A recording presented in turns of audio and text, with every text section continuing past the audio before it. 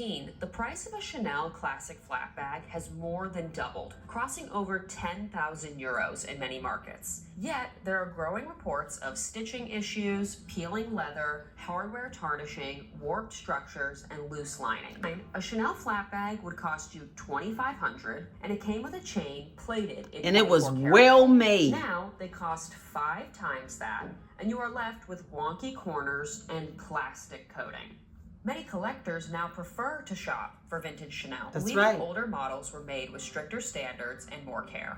And it's not just the product. The so-called luxury experience has dissolved into something more like waiting at a line Pretty at woman. the DMV, standing in a queue outside of the boutiques, dealing with distracted sales associates, and being told you can't even buy something unless you were a loyal customer anyone can use when shopping. For shoes, you want to look for stitched or stapled soles as opposed to glued. Glued shoes rarely stand the test of time, and you'll be buying a new pair before the year is up.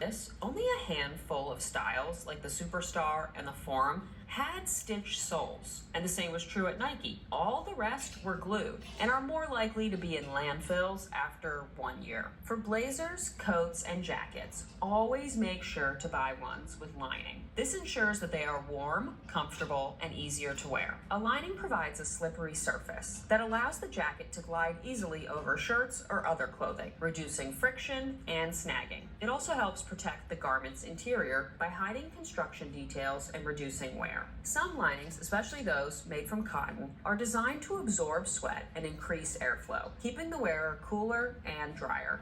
It is crucial to look at the details. Buttons, pockets, edges, hems, they should all be straight and even. Buttons should be reinforced, meaning there is extra thread binding the back of the button to the fabric. If you see things like loose threads, pilling, or sloppy hems before you buy the garment, leave it at the store. Stitching should be tight and reinforced at the edges, meaning there should be extra stitches on top of one another to keep the thread in place. What makes a garment more expensive is the effort put into constructing it, not just how well constructed it is or the fabrics used. For example, a full circle pleated skirt like this would rarely be found at a high street shop because it would take almost 4 times the amount of fabric and much more time hemming than a straighter skirt. Quality materials might take a little more effort to clean and maintain, but treating your clothing right will make them last. Check the care label before making the purchases of the past. According to a 2023 article on earth.org,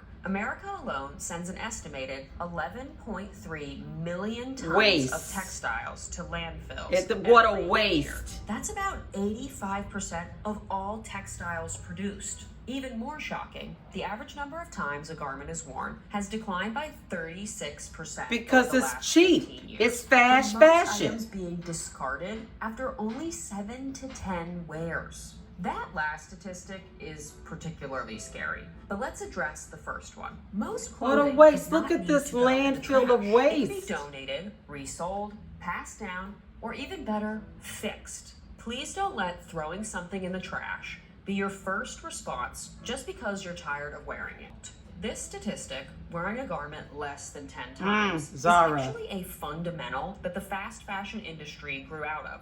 Companies like H&M and Zara based their whole business model on it. They saw that customers didn't value clothing enough to wear it more than 7 times, so they made clothing that would fall apart after 7 wears. That's horrifying. Cheaply made garments, often using synthetic materials, can quickly develop issues like tears, pilling, and broken closures, making them unappealing to wear. That's awful. Fast fashion promotes a culture where consumers are encouraged to buy new and trendy items frequently rather than focus on quality and longevity. Is to buy less and to buy better. But to do that, you have to be thoughtful about what you actually enjoy wearing and what has lasted in your closet. Most of your clothes should last a minimum of 5 years if you take care of them. So throwing them out year after year because they don't fit your personal style anymore. 2020's Harper's Bazaar featuring cover star Kylie Jenner. I loved this shoot, which used pastel pink, tulle skirts, feathers, and fanciful wigs to draw a line between the young LA reality star and the last queen of France, Marie Antoinette. At the time that this shoot came out, I considered Kylie to have my dream body. Yes, I knew she probably didn't gain her hourglass curves the old-fashioned way, but that didn't matter to me. The end result was a body my B-cups could only dream of. I figured when I opened the magazine again, I would feel the same rush of envy to wish my body could be as womanly and flawless as Kylie's. My best friend had sneakers lining our apartment entrance in 2021, but as chunky sneakers have slowly been replaced with dainty ballet flats and funky cowboy boots by the girls of New York City, her collection has been on the decline. You a bad girl and your friends bad too. Oh, you got the swag, so she drippin' swag goo. You a bad girl and your friends bad too. Oh, you got the swag, so she drippin' swag goo. Oh.